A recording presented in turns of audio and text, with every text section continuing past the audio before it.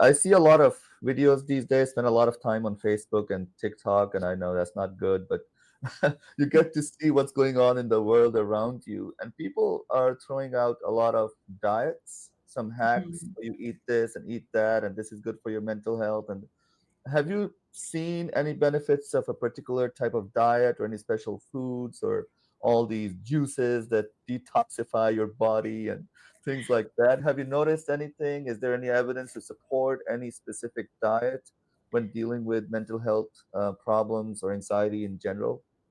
So I have my view of diet is this way. Our food is contaminated. Even though you can get the best organic stuff, it's still contaminated, right? Even if you're growing it in your backyard, Hmm. because we have fertilized and we have sprayed so much that you can grow it anywhere, it's contaminated.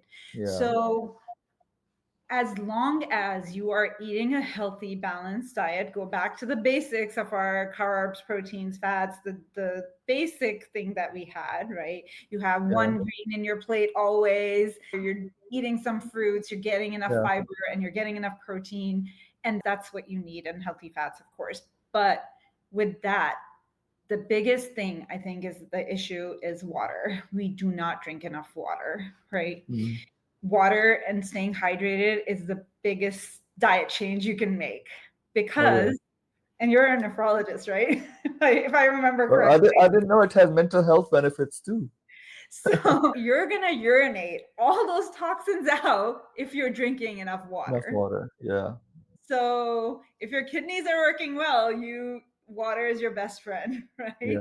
Yeah. And so the rest of it, like, sure, when people are saying this is good for you and that is good for you, they're just discovering things that may have been great if you go into an Eastern society. They were already eating those things, right? And you Yeah. just Yeah. discovered it now. You're, oh, incorporate this, incorporate that.